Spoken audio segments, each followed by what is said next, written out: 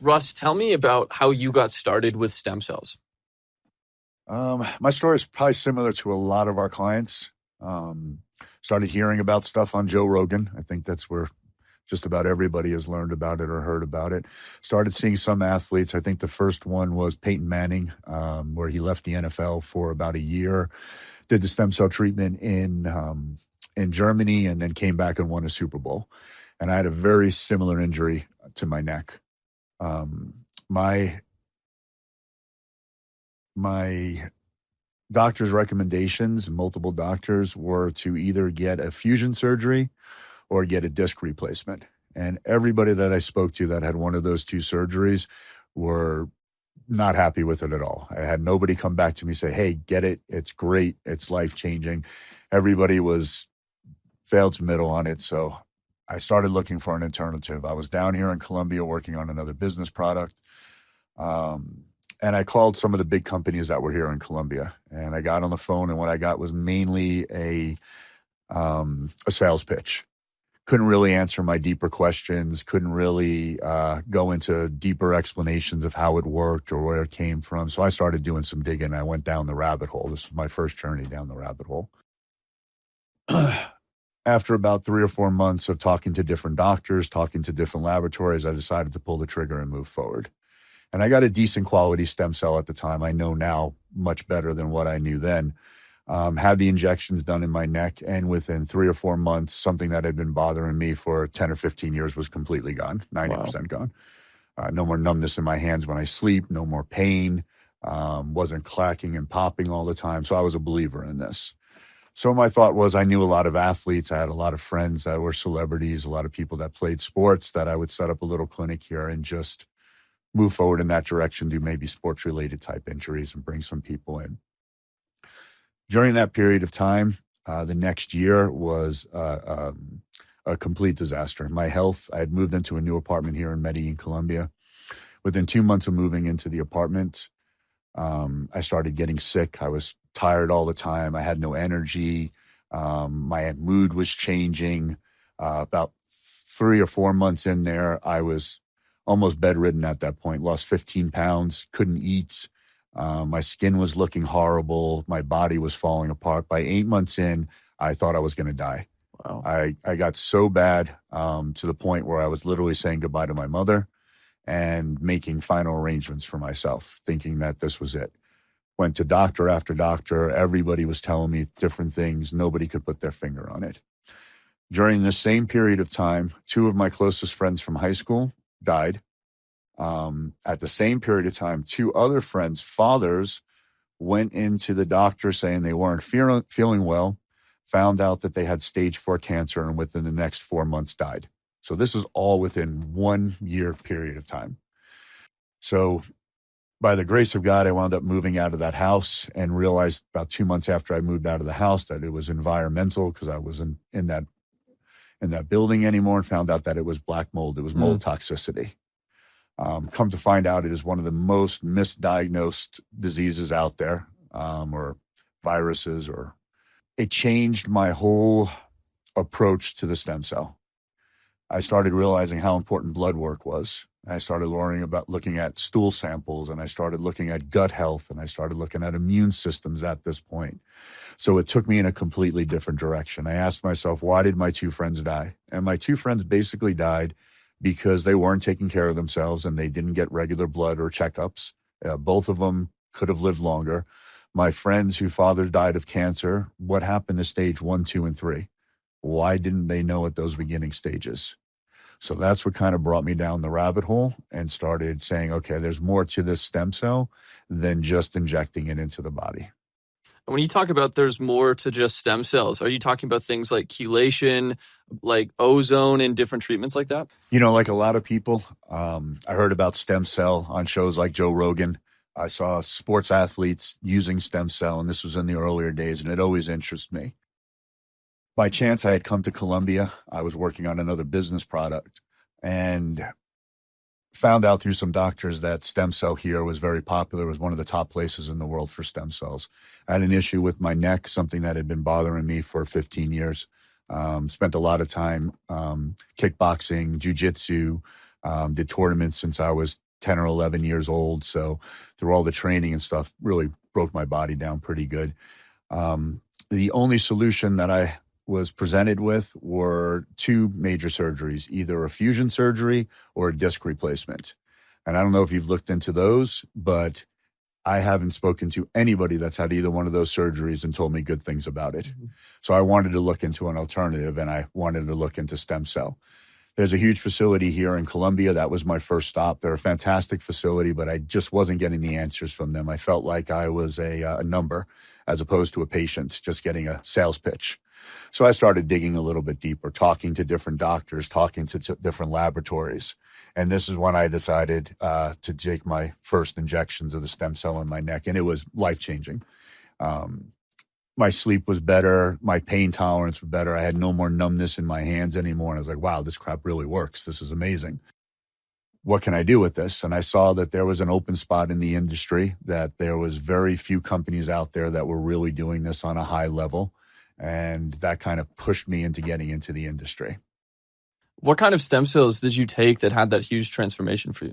Well, these were mesenchymal stem cells from an umbilical cord. What I found out later, though, is they were coming from a third-party lab. And we'll talk about that in a moment. But there are different levels to this crap. So on the lowest level, and this is where people have to watch out, I get phone calls every single day, and the first question out of their mouth is, how much is it going to cost? Mm. If your first question is, how much is it going to cost? Don't call me, first of all, and look out for what you're going to get. Because if how much you're going to cost is your concern and you think stem cells are all the same, you're going to get either complete bullshit down here in Colombia or throughout the United States, or you're going to get a very low quality. There is no possible way what goes into producing quality stem cell can be done cheaply right now. It is not mass manufactured.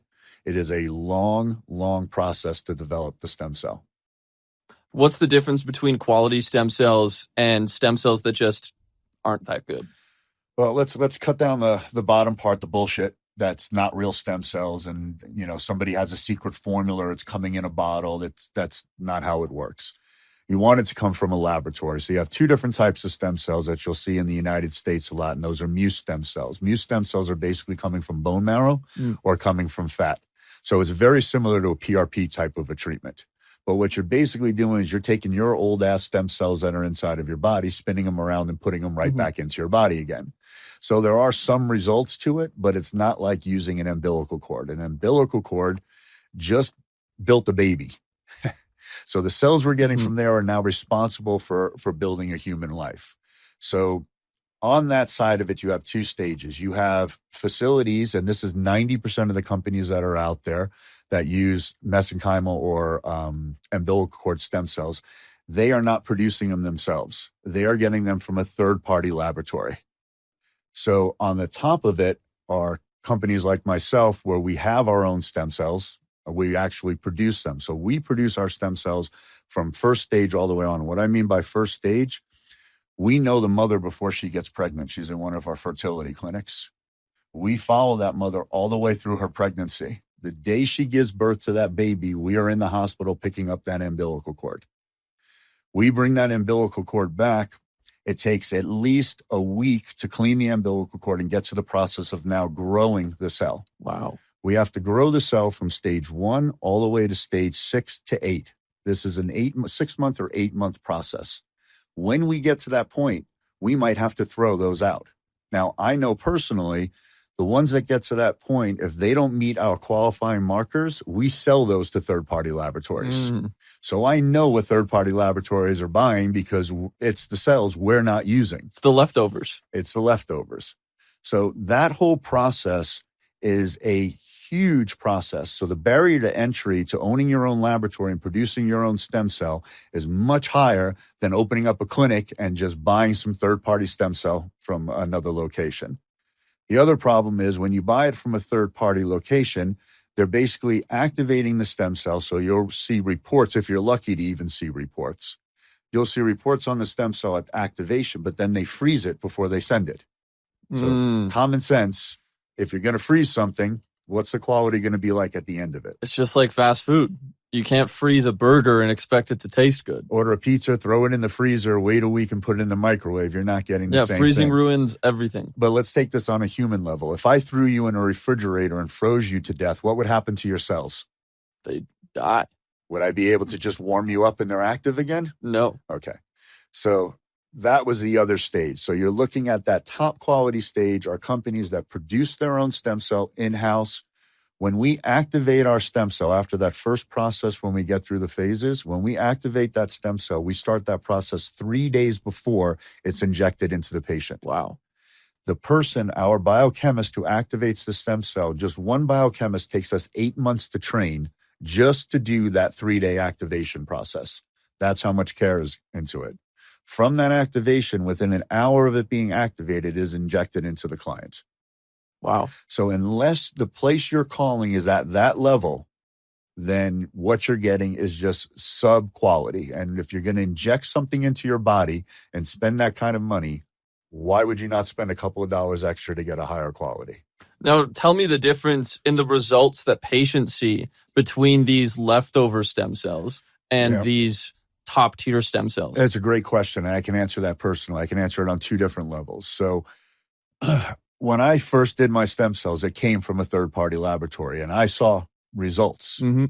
When I did my second injection, it was from the laboratory that we built. It's from our own laboratory. I felt amazing results almost immediately. Within 3 months, everything felt stronger. It was like a night and day different from the first time, but I didn't know if it was a combination of me doing 2 treatments that made me feel so good. So I couldn't say, were these better than the other ones, because I had done 2 treatments.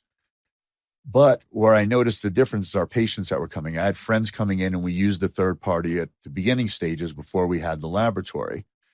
I have the patients that are coming in now, and the different responses from the 2 are off the hook. There's no comparison. There was from, I feel a little bit better, I definitely feel something, to receiving text messages without prompting them, calling me saying, oh my God, I feel so fantastic. I can't tell you how great I'm feeling. People are posting videos without me even asking for them. And the referral base now, I'm living off a referral base from people that have been treated. Wow. So I would say the difference is night and day. And then the difference from that second level third-party laboratory and down is just basically just crap. And how do the stem cells differentiate between what we have in the United States versus here in Colombia? Yeah, it's a great question. And I get a lot of people asking me about the difference between the United States. And I always have somebody calling me, telling me they know somebody, they know a doctor, and there's some new stem cell out there. Guys, there isn't. If you think you have the one doctor that knows some new secret that no other doctor has, and they're breaking it through in the United States, it's not true. If your doctor had it, there would be clinical studies, there would be posted journals, there would be some track record to what your doctor has. If he's not able to show you this paperwork or lab work, it's not the same. So what you're seeing in the United States on a larger scale, let's talk about Florida because you brought up Florida before. They approve stem cells in Florida. So let's talk about that for a second. So you have in that middle stage, you have what's called muse stem cells. Muse stem cells come from either the fatty tissue or from the bone marrow. So you're basically using your own cells, spinning them, putting them in. The next level to that is they are allowed to use an umbilical cord, a mesenchymal stem cell, but they cannot add a human growth factor to it. So they're using synthetic growth factors. So there is no way for them to grow it to stage 8, 6, 7, 8. So what you'll be getting in the United States is basically phase 1, and it's synthetic. So on the growing process, think about growing a plant. Okay. I don't know about you. When I was a kid, I grew a marijuana plant. All my friends tried growing marijuana plants when I was a kid, right? So you have that first stage where you get 4 or 5 leaves and everybody goes crazy. And then most plants die. Then you have that second stage when it grows to about a half of a foot. And then if you're lucky enough, you get to the stage where it buds. And then most people, it dies after that point. But the guys that really know what they're doing, they build one that's 5 or 6 feet high and it buds every few months. It's the same thing when you're growing the cell. So on that same principle, once we take those cells and we add the human growth factor, when we grow from phase 1 to phase 6 through 8, it's basically getting the cell fatter. So the higher the phase and you're able to keep the integrity, the markers high, the better quality, the better recuperative factors of it. So you're looking at things like the anti-inflammatory factors that are inside of the cell. You're looking at the recuperative factors. There's a bunch of markers that are in there, just like there's a bunch of markers that are in our body. So if you're using a synthetic material like they do in the United States, you cannot go to that level. So in the United States, you hear people say things like they're using baby's blood. This is where it comes from. So if you and your wife had a baby and you took your own stem cell and took the blood from the baby to use as a human growth factor, that is a first-party human growth factor. You can do that in the United States if you can find the lab to do it for you. Other than that, you cannot use a third party, so you cannot grow. So it's basically like growing a plant synthetically rather than using light and natural water and stuff like that. You just cannot build it to grow as healthy as you can by using the factors that they have here. So would you go as far to say that the quality of stem cell that you get in Colombia is superior to what we have in the United States? 100%. 100%. The world leaders right now in research for stem cells is South Korea and Japan. They're where all the information is coming out of. So if you think you have a place in the United States where it's not legal, first of all, it's not certified. So even if you are getting something there, there are no certification standards like we have down here. So there's no regulatory conditions to the cell itself, the tests that need to be made to quantify the results of it. There's nothing like that. So you can't get that. In the United States, not legal. There is no market for it there. So if you're hearing anything new about stem cell, it's going to be coming out of Japan or it's going to be coming out of South Korea. So I know a lot of people that are here in Colombia, some guys that have big companies here like to beat their chest and say that, you know, they're the innovative and the world leaders. It's not true. They might be leading at marketing, but they're not leading at actually creating the stem cell. The book has been written right now. Anything new coming out would basically come from those sources. So to say that anything is that quality in the United States now is completely false. And I don't blame the doctors. When I speak to doctors in the United States, they think they have something of that quality. But after a 20-minute conversation and explaining this, showing them the lab reports, they realize that it's not close. Your average doctor in the United States isn't studying stem cell. So they'll hear from a laboratory, oh, we have it, or we have some exosomes, and it's just not the case. After having a conversation with them, they usually wind up referring their patients to me down here. If a patient knows that they're going to go through a stem cell process, what are the questions that they have to be asking their clinic to see if it's right for them? Yeah, well, me on a personal level, and I don't think I spoke about this, but I had gotten very sick myself. And I had some friends that have gotten sick in this 1 year period of time. And I got so sick, it wound up being mold toxicity. But at the end of it, I literally thought I was going to die. Wow. So my purpose had completely changed with the client. My thought process was we won't want to do this mass. We want to do it individual, and everybody is different. So when you talk about the things to look for, I would say first and foremost is you want to find a facility that's doing full blood panels on you, that's doing a stool test on you. They're looking at your overall health. So if you're going with them with a knee injury and you just they're going to jab your knee with a needle and say you're fixed, you could see some results out of that. You might see some results, but we start off with a full body approach on it. If your body's not healthy, if the markers in your body, let's say your hemoglobin levels or your vitamin D3, or with men especially, testosterone levels through the ground, if these things aren't regulated first, you are not going to have the best results with the stem cell. So that's our first thing, is let's get the body healthy. So that's usually our first phase. The other thing I would look for, and primarily, like I said, if you're not talking to a facility that owns their own laboratory and produces their own stem cell, you're probably not getting a good quality stem cell. The cost and the time that it takes to produce a good quality stem cell, nobody's spending that much time to create their own stem cells and give you something crappy. The second level is where they're getting that all from. So first question I would ask is, do you produce your own stem cells in-house? Do you have your own laboratory? I would want to see test results on those. What type of paperwork do I have on it? What levels? There are different marker levels. Take some time and educate yourself on the marker levels. For example, our marker levels will exceed 96 to 98%. And the way I always think about this is Heisenberg, Walter White. Yeah. Okay. The one who knocks. Right. So you had everybody killing because they were at 93% and they wanted Walter White stuff that was at 99%. So that extra couple of percentage, it means a lot. The margins, just like everything else in life, are where the value is created. So if they can't show you paperwork like that, the question is, do you want that stepped on Yeho or you want that Tony Montana shit? So the quality is different. So at the top of the game, they should be able to give you those results. The top companies out there that have their own laboratories, you're going to see numbers like that. The lower laboratories, when you're getting it from a third party, again, they're going to show you at activation numbers, but then they're going to freeze it and send it to you. So their at activation numbers will be significantly lower than ours. And then they're sending you a product that's been frozen. You have doctors literally warming it up in their hands. I see videos and I'm like, do they actually think the doctors are holding in their hands saying, oh, we're unfreezing it now in our hands and getting ready to inject it? Wow. And I'm looking at it going, this is not a red flag for people that are getting this right now. It's a cell. You just warmed it up in your hand from a frozen product. So you should definitely ask as well, are the stem cells frozen? Super important. Let's talk about that for a second. So at the process, when you clean the cell, at that point, when the cell is actually created, it's tested. And it's tested in our laboratory. You want to ask for this too. You want the test on the original cell. So we test it for everything, all DNA tests, cancer tests, any side of defects that are inside of it, we test that cell for. At that point, we will freeze the cell. When we unfreeze the cell and we activate it, that's that 3-day process of activation before insertion. After that activation process, you do not want to freeze it again.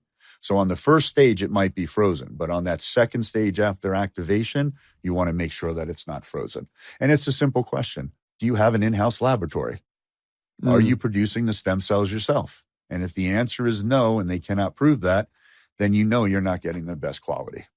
How long did it take you to develop your in-house stem cell lab? This was a process. The biggest process was actually learning how it was supposed to be done correctly, because the doctors you talk to don't really know. So it was me going down the rabbit hole, and we were very lucky to find a connection. Our main the head of our laboratory, he is actually works at the university here in Colombia. He is in charge of certifying stem cells from other laboratories. Wow.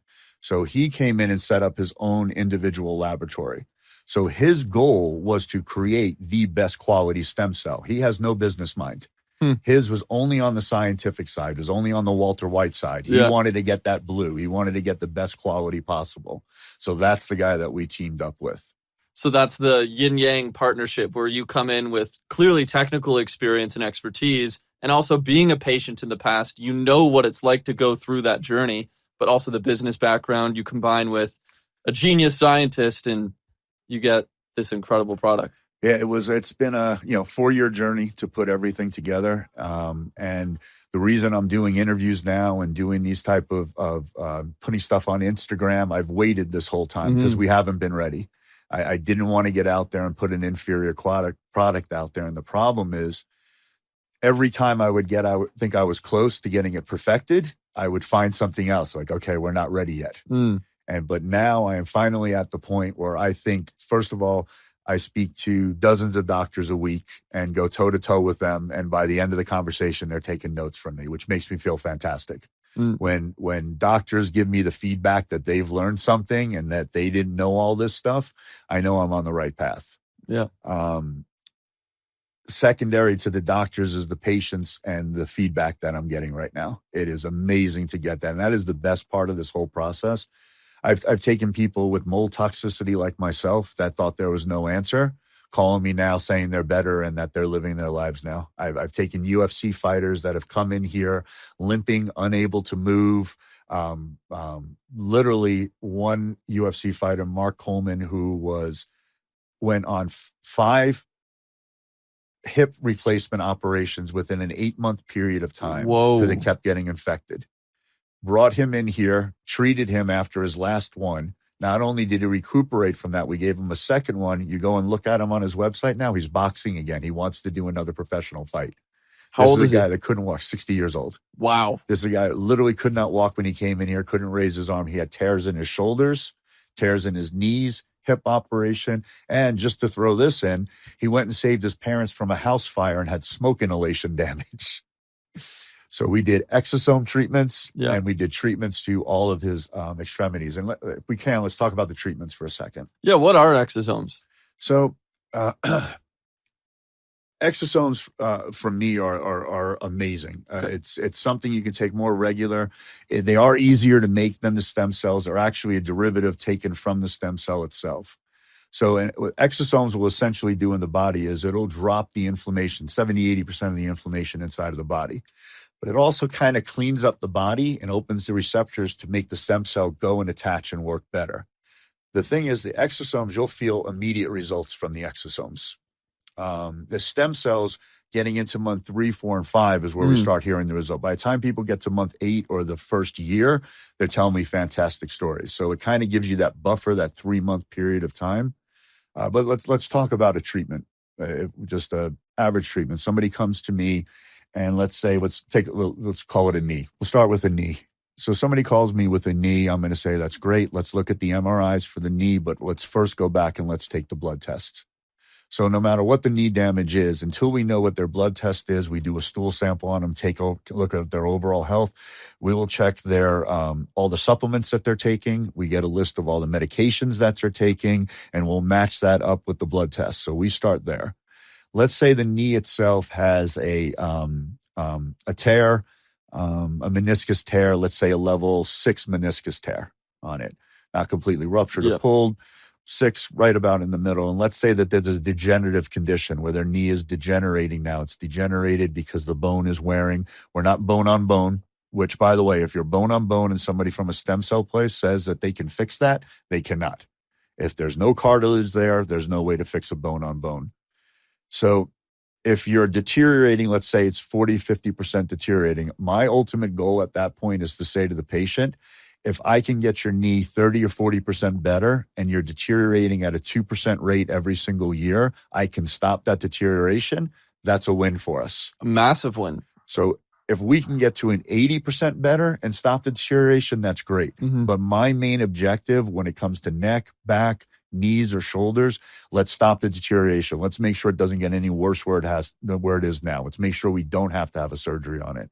And then if we can heal it from there, we are seeing results 60, 70, 80% better. Wow. But I like to look at it and say, listen, if we're at 30 or 40% better and we stop the deterioration, this is a win.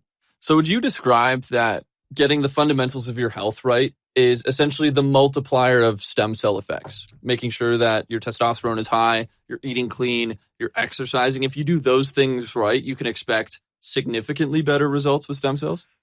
For me, it's percentages. Okay. So if we can do these things and this one is makes it 3% better and this makes it 5% better and this makes it 10% better, then all that adds up into a bigger percentage.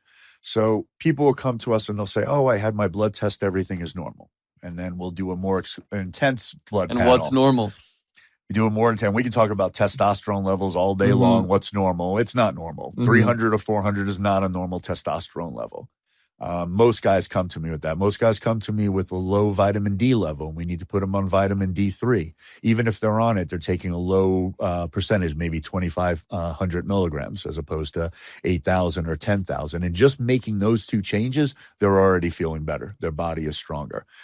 There are significant markers in the body, and those markers all have little tiny markers. So when you say my cholesterol is normal, well, there's a bunch of markers that lead up to that cholesterol. 2 of those markers could be off. I want to find those 2 markers down here that could lead to something later so we can stop that process before it becomes a big problem.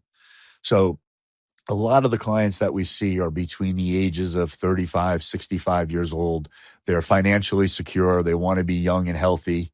And they come in and they think they feel fantastic. And they're not the type of people that, unless they're sick and dying and they're bleeding to death, that go into a hospital to get an exam. Yeah. So that's been kind of my personal mission now, is to say, okay, shut up. You're here to do the stem cell. Why not do this first part? Why not check your overall body while we're at it? Mm-hmm. And then they get used to doing it. Then we test them again 6 months after it, a year after it, test their blood levels again. Now we have an active, we can compare all their blood tests throughout the years, and we can detect things early. Early detection is really where the medical industry is headed to in the United States. It needs to. But there's a big problem with that. Early detection also means that Big Pharma has the opportunity to put you on medication quicker. Oh, we found something early. We need to cure it with medication. Yeah. I'm a big believer, especially with the stem cell, we can cure ourselves by what you were saying. Proper diet, proper exercise. It's spoken about enough now, and I think people are finally getting the message, especially in the United States, about the food quality and all these other elements. I think it's here. You live in Colombia also.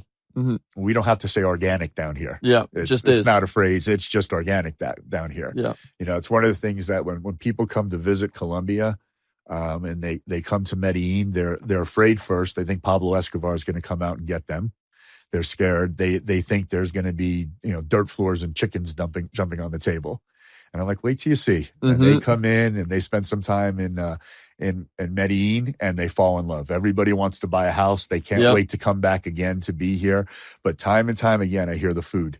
Yep. People will go out and have a steak here, and they're like, it was the best steak I've ever had in my life. And they paid $8 for it instead of $80 for it. And it's grass-fed. You know that it came from a pasture, probably here in Antioquia. You know that it's one delicious.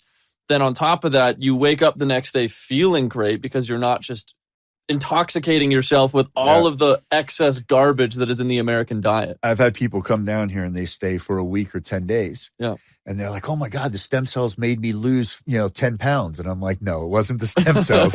It was the quality of food down here. It's just because you ate good quality food and you're not eating all that processed crap. So though they want to say that it's the stem cell, but I have to let them know that it's not the stem cell. It's just the quality of the food that you have.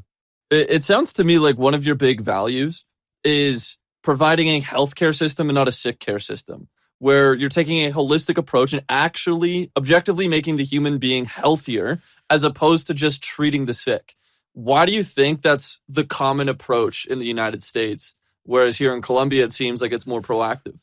Yeah, and I've seen that all throughout first of all, the doctors down here are fantastic. I work with big groups of doctors in the United States, and I have great friends, and I don't mean to say anything disparaging about the doctors in the United States, but they're only taught one way.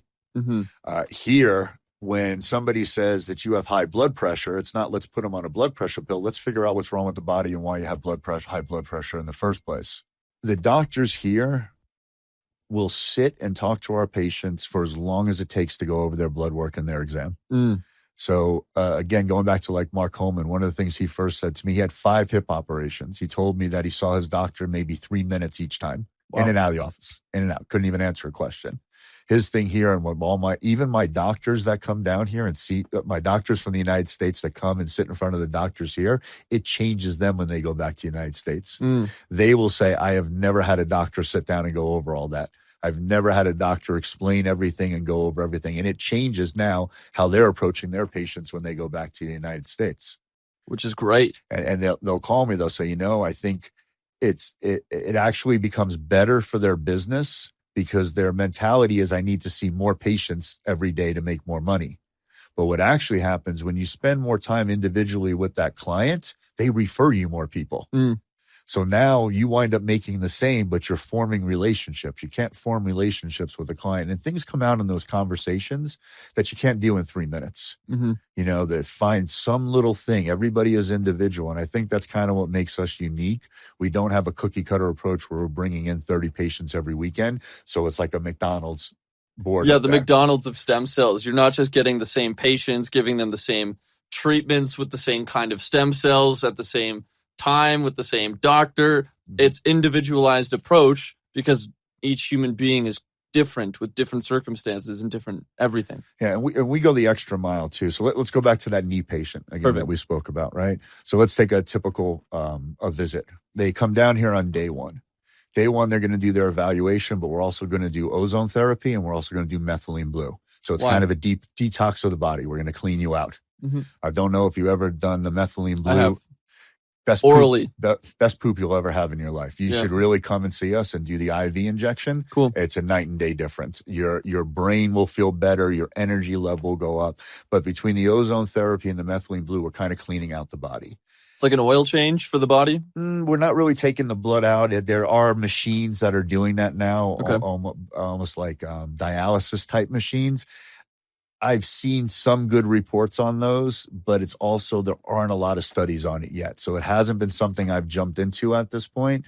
Something like your 10-pass ozone has a lot of clinical studies on it. So there's a lot of good information coming up on different protocols, but until it gets to a certain point where there's a lot of data on it, I'm hesitant to move in those directions. I like using the stuff we know works. And as the other stuff is more, I don't want to guinea pig my patients. So we look for the stuff that's working. So on day one, we'll do that treatment, kind of clean you out. Previous to getting here, if we find that any markers are off, we'll give you supplements or maybe have you do post-treatments in the United States to prepare you before you come down here. If we're working on a knee, on the second day that you're down here, we might do a PRP injection in the knee. So we're not going straight to the stem cell. So we'll hit the knee first with the PRP injection. Then we're going to wait a couple of days. 3 or 4 days later, now we're going to do a combination of stem cell exosomes in the knee with another PRP injection and then also intravenous stem cells. All in the same day? Yeah, so this is very important. When people are asking what the prices are on stem cells, it's not only the quality, it's the quantity. So I will not treat a patient unless we do a minimum of 100 million stem cells. So even if the knee only needs 30 million stem cells, 70 million more are going in intravenously. I've seen the results on doing lower percentages or lower amounts and doing 100 million or more. When you're at that 100 million marker, it makes all the difference in the world. And if you're going to treat one, we might as well treat the other one. And how different is it getting intravenous stem cells where they're kind of coursing through the entire body versus spot injecting the exact location of an injury?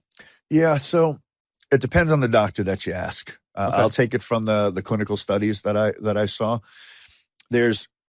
You can go in, when we inject in the knee, you'll see us on a ultrasound where we'll show you the tear and you'll watch the needle actually go directly into the tear and we do the injection. Some doctors will do it in the general area. The question is on that one thing, is it better if you do it in the general area? Does it make it a little bit better if you hit the actual area itself? I say when I look at it, if we can go precisely into the area, let's do it. All of our doctors are surgeons.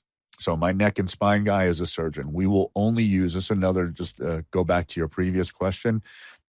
If you're doing neck and spine and they're not using a fluoroscope to do the injection, run. If you're doing neck and spine and you're not using somebody that's qualified as a surgeon, run. The procedure should be with the fluoroscope, which guides the needle directly where it needs to do. I see doctors doing it freehand using an ultrasound. This is going into your spine. So you want somebody that's more capable. Even if we do the neck and spine, we're also doing the intravenous. So with the intravenous, you'll see more benefits as far as anti-aging factors. You'll see more benefits when it comes to the heart, to the liver. So going essential more internally, organs. Correct. When you're doing it in that area, it kind of spots it. Now, I've seen people where we've post-treated them only with the intravenous first, and we're going to have them come back in 3 months to do the injection in the knee or the shoulder. That still starts to heal from that. But there is a faster progress when we directly put it into the areas. And for people that don't understand what a stem cell is, what's your third grade definition? It's a cell. We're all made of cells. It's how we're created. So when we get an umbilical cord, we take a cell out of the umbilical cord. We basically clean that. But when we bring up those numbers to 100 million, this goes back again to the United States. In order to expand that cell and come up to 100 million, you need a human growth factor to do that. So it's not a clone, but it's a copy of the same cell. So we have them. Our cells are a body. There is a great article called The Hallmark of Aging, which I'll put up on my site, or we can look, I can send people, I always send them a copy of this. And it kind of explains how the cells start off in your body when you're young and how they age. And this is your aging process. So your aging process are your cells getting older and basically inflammation in your body. So when we enter new cells inside of your body, you're basically regenerating those old cells and you're dropping the inflammation in your body. And those are all the factors that lead to aging. And from one umbilical cord, how many stem cells are you getting from that? It depends, again, on the quality of them, what we're pulling out, the tests that are made on that stem cell. So it can vary. You know, we might get 100 out of it, but out of that 100, we would then turn those into 100 million per each individual cell. But so only 100 cells. Well, here's where when I told you before, we go through the process of taking the woman all the way through. Yep. We might take them all the way through, get that umbilical cord, test the cells, and they're not up to our quality. So we've gone through that whole process and we throw it out. Okay. Wow. But actually, we don't throw it out. We sell that to third-party laboratories. Yeah. Okay. So even after the point when we clean it and take the individual cells and we grow them up to stage 6 or stage 8, we might get rid of half of those or sell half of those off because those markers that are in those cells aren't up to our standards. So it's not to say that we get this many out of it. It really depends on the growth process at that point, how they multiply, what the markers are once they grow. So it's almost impossible to tell from one to the other because it's the growth process. It's not that immediate process. So the mothers that are producing the embryonic stem cells, are they surrogate mothers that have gone through an entire program? So it's a great question to ask. What other laboratories do compared to what our laboratory does, I don't know. Okay. Some will say that they're producing it from the beginning, and I've seen receipts them buying the stem cells from the hospitals or the umbilical cords from the hospitals. I've actually seen companies here in Colombia say that we follow the patient all the way through and we develop them ourselves, and I've been to the laboratory and seen that they're buying them. So they'll take whatever's available, okay? We actually work with fertility clinics. So we work with healthy mothers and fathers who are looking to have their first baby. Wow. We will only take a woman that's between the ages of 20 years old and 30 years old and only their first baby. Why? Because now we're dealing with a younger, healthier person, so their cells are younger and healthier. And for whatever reason, the research is saying that the umbilical cord from the first baby just has higher markers. And to take that one step further, we will only use the umbilical cords from a female baby because the research is showing that between the testosterone and the estrogen, the stem cells that are coming from the estrogen baby have higher quality markers for anti-inflammatory and recuperative conditions. So you guys have quite the list of categories of things that you need to be true to have an embryo. There are embryonic stem cell. So many procedures that we follow to get a good quality stem cell. This is why when I talk to people on the phone and they're telling me, oh, I can just get this or get that at a lab, and it drives me crazy because I know what we put into to just get that stem cell. I know how much we have to throw out or sell off. I know the stages from A to Z to put into that. It is, by the time you order stem cell from us, we have already been working on that patient for a year before you even make the order from us. And the day you put that order in and you say, I'm going to be here on the 15th, on the 11th, our order goes into the laboratory and we start that activation process so it's ready the day that you come. Wow. Are embryonic stem cells legal in the United States? Again, this is kind of that dark area. They're legal and you can basically get a cell from them, but there is no certification process. There is no procedural. It's not certified from the FDA. So all those procedures I told you about, they're all certified. We use third-party laboratories to test us on every passage. So when you get our paperwork, you'll not only see the paperwork from our laboratory, but every part of those procedures I told you about gets sent to a third-party laboratory, and we have their results on it to match up with our results. If you don't have that standard of certification in the United States, it's impossible to say because I don't know where you're getting it from or who the person is that's getting it. You know, we don't know the laboratory, how the doctor is receiving it, and you can't get that paperwork.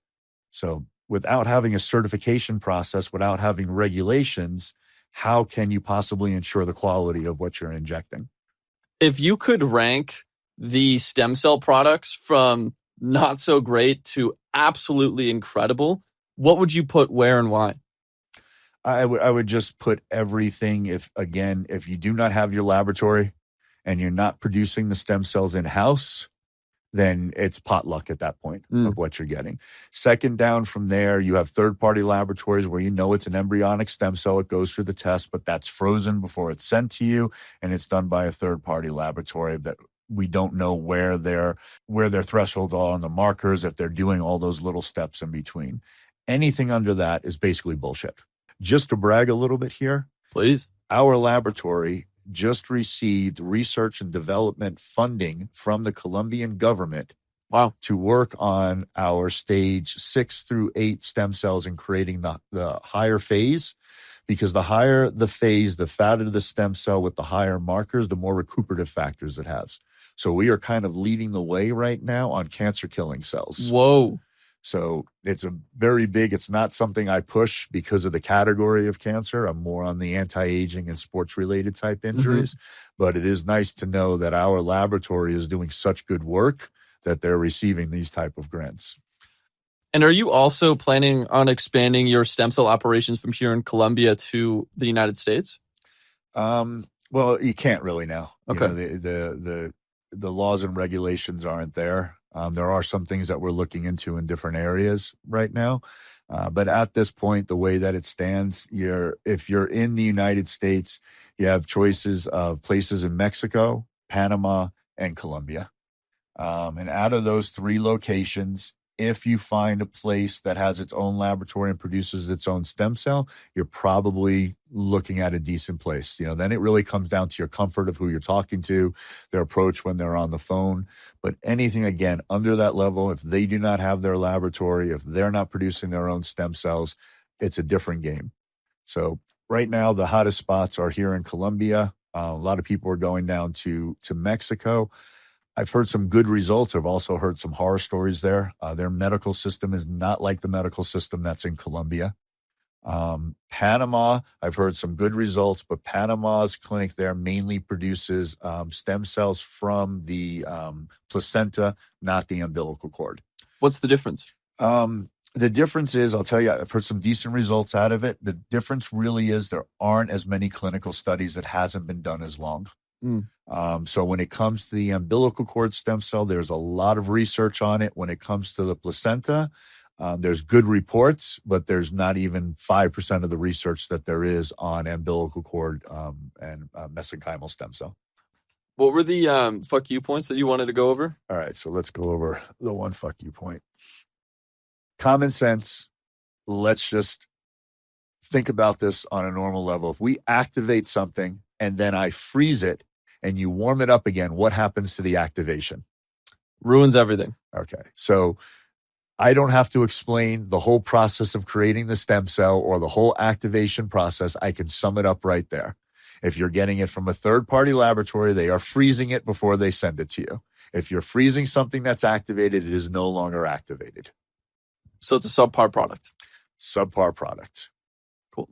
Number 2, I get people all the time calling me saying they have this new product in the United States. It's going to revolutionize stem cell. It's brand new, and they want me to take a look at it. Here's a fact. If it's only you and your doctor that know about this brand new revolutionary product, it's probably bullshit. If there was a brand new revolutionary product, you'd see it on the internet. You'd hear Joe Rogan talking about it. There would be case studies. There would be clinical studies on it. And most of this stuff would come out of Japan or South Korea. It is not coming out of a country where stem cell is illegal at this time. Is not where the latest breakthroughs in stem cell are coming from. You don't have a guy that knows a guy. The United States is not where stem cell progress is being made. The biggest gains in stem cell right now are coming out of Japan and South Korea. So if you want to see the latest research, you can go online. There's different websites you can look at that'll show clinical studies. They will show journal studies. They will show published papers. That's where your information is coming from. That's where we find our protocols. That's where we find our structure is coming from these places that are on the cutting edge of stem cell, not in the United States. Medellin is your hub and center point for stem cell in the Western Hemisphere. There's no doubt about it. The only other places that I would go personally is South Korea and Japan. So if you have the opportunity to go to South Korea and Japan, that might be an option for you. If not, I don't see why you would go any other place than Medellin, Colombia.